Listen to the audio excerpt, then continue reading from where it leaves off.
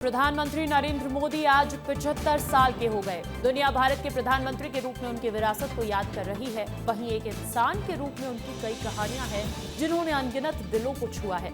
सेवा, सादगी, संघर्ष, साधना और समर्पण ने प्रधानमंत्री के व्यक्तित्व को नया आकार दिया।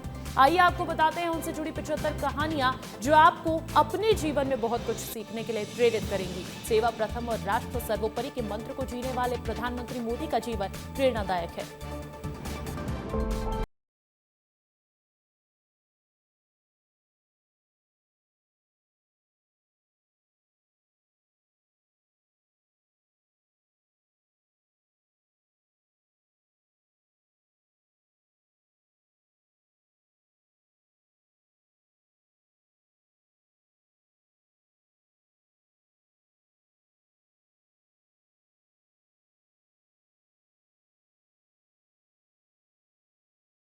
मदद करते थे। यहीं से उनका मशहूर चाय वाला का सफर शुरू हुआ।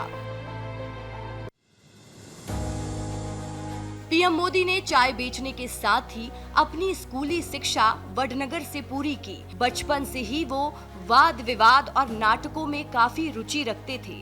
17 साल की उम्र में उन्होंने घर छोड़ दिया और भारत के कई राज्यों का भ्रमण किया। इस दौरान वो कई धार्मिक स्थलों और आश्रम में रहे, जिससे उनका अध्यात्म से गहरा लगाव हो गया। बाद में उन्होंने गुजरात विश्वविद्यालय से राजनीति विज्ञान में मास्टर डिग्री प्राप्त की।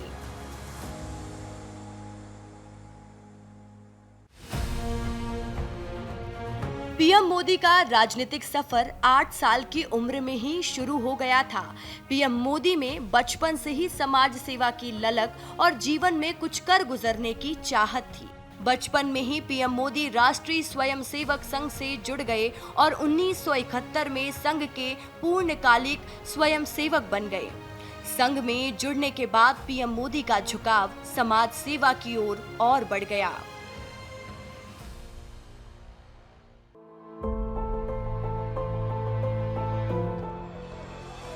लोकतंत्र आपातकाल में क्या कुछ जुल्म नहीं हुए, इससे बड़ी धमकियां क्या होती, लेकिन ये देश झुका नहीं था।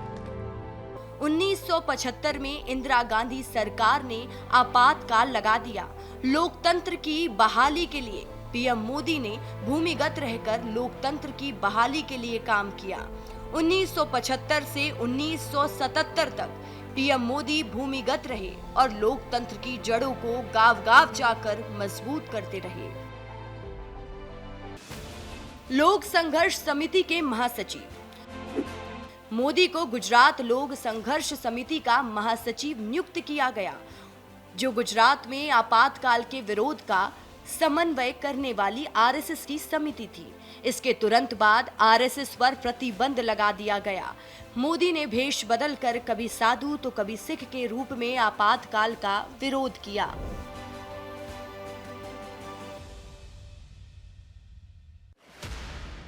आपातकाल पर लिखी पुस्तक। पीएम मोदी आपातकाल के अनुभव पर संघर्ष मां गुजरात नाम से गुजराती भाषा में एक पुस्तक लिखे थे, जिस पर उन्होंने आपातकाल के दौरान हुए अनुभव को साझा किया था। आपातकाल के दौरान ही पीएम मोदी ट्रेड यूनियन के मशहूर नेता जॉर्ज फर्नांडिस से मुलाकात उन्होंने की थी।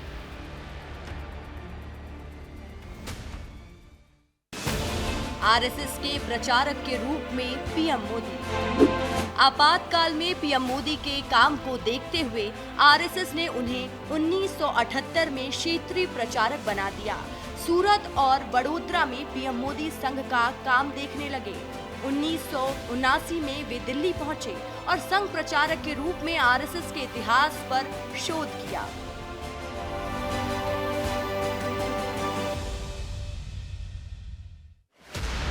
बीजेपी में शामिल हुए पीएम मोदी। शोध कार्य पूरा करने के बाद पीएम मोदी गुजरात लौट आए और सूरत, वडोदरा में संघ का काम देखने लगे। 1987 में पीएम मोदी को संघ ने काम करने के लिए बीजेपी में भेज दिया। पार्टी में उन्होंने संगठनात्मक कार्यों में अहम भूमिका निभाई और गुजरात में पार्टी को मजबूत किया। 1987 में अहमदाबाद नगरपालिका चुनाव में पीएम मोदी के प्रबंधन के बदौलत बीजेपी ने शानदार जीत दर्ज की थी। गुजरात बीजेपी के महासचिव बने। 1987 में पीएम मोदी गुजरात बीजेपी के महासचिव बनाए गए। गुजरात में पार्टी को मजबूत करने के लिए पीएम मोदी ने पूरे गुजरात में न्याय यात्रा निकाली। इसी यात्रा ने गुजरात में हिंदुत्व की छवि को मजबूत किया। 1989 में भी 10,000 गांवों में लोक शक्ति यात्रा निकाली गई, जिसका परिणाम है कि बीजेपी का सबसे मजबूत गढ़ आज गुजरात है। लाल कृष्ण आडवाणी की यात्रा का जिम्मा।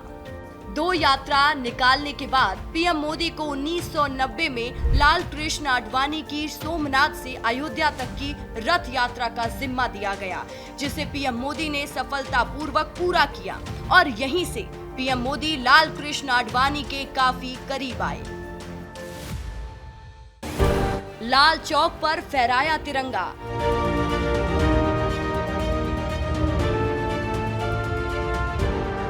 उन्नीस 1991 में पीएम मोदी ने कश्मीर से कन्याकुमारी तक एकता यात्रा निकाली। कश्मीरी अलगाववादियों ने पीएम मोदी को जान से मारने की धमकी दी, लेकिन इसकी परवाह किए बिना पीएम मोदी ने यात्रा निकाली और कश्मीर के लाल चौक पर तिरंगा फहराया।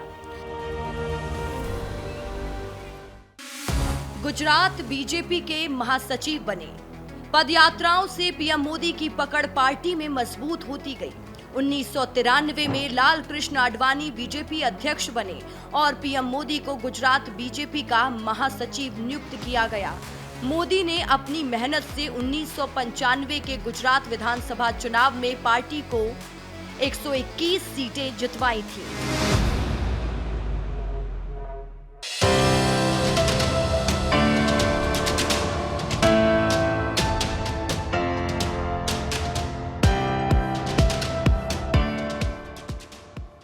गुजरात में पार्टी को मिली बम्पर जीत के बाद पीएम मोदी का कद राष्ट्रीय स्तर का हो गया। उन्हें 1998 में बीजेपी का राष्ट्रीय महासचिव बनाया गया और इसके 3 साल बाद गुजरात के सीएम के रूप में उनकी ताजपोशी की गई।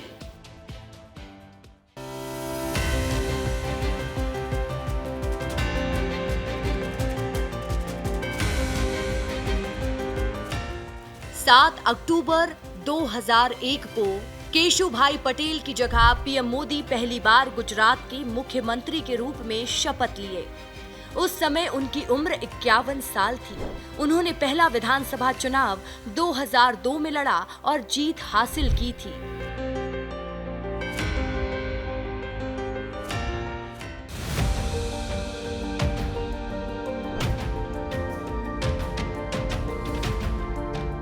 बाईस दिसंबर 2002 को उन्होंने दूसरी बार गुजरात के मुख्यमंत्री पद की शपथ ली। उस समय उनकी उम्र 52 साल थी।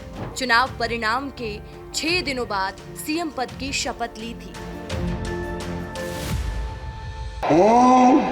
હું નરેન્દ્ર દામોદરદાસ મોદી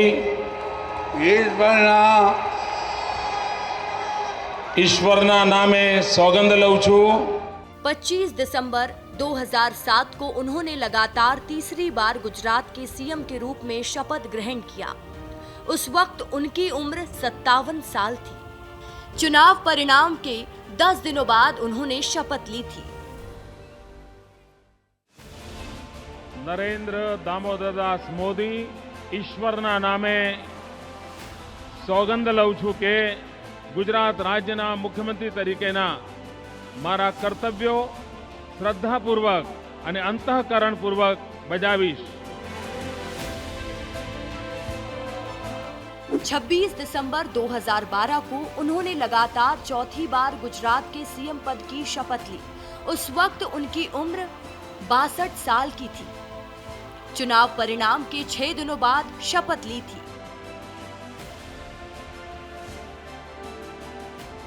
तारीख 13 सितंबर 2013, जब तत्कालीन बीजेपी के राष्ट्रीय अध्यक्ष राजनाथ सिंह ने गुजरात के सीएम नरेंद्र मोदी को 2014 के चुनाव के लिए बीजेपी का प्रधानमंत्री पद का उम्मीदवार के रूप में घोषणा की। इस घोषणा के बाद मंच पर नरेंद्र मोदी ने पार्टी के तमाम कार्यकर्ताओं का शुक्रिया अदा करते दिखाई दिए और कहा कि बीजेपी में अलग अलग दायित्व निभाते हुए सेवा करता रहा हूं। बीजेपी ने मुझ जैसे छोटे से कस्बे से आए कार्यकर्ता को बहुत बड़ा अवसर दिया। न मुझे किसी ने भेजा है, न मैं यहाँ आया हूँ, मुझे तो गंगा ने बुलाया है। तारीख 24 अप्रैल 2014 को भारतीय जनता पार्टी के प्रधानमंत्री पद के उम्मीदवार नरेंद्र मोदी ने लोकसभा चुनाव के लिए वाराणसी में पार्टी कार्यकर्ताओं और समर्थकों के हुजूम के साथ भव्य रोड शो किया। उसके बाद अपना नामांकन पत्र दाखिल किया। नामांकन के बाद कहा, आज लग रहा है कि मुझे ना किसी ने यहाँ भेजा है और ना मैं आया हूँ, मुझे तो माँ गंगा ने बुलाया है। उन्होंने आगे कहा, एक बालक जिस तरह अपनी माँ की गोद में वापस आता है, उसी तरह की अनुभूति मैं कर रहा हूँ।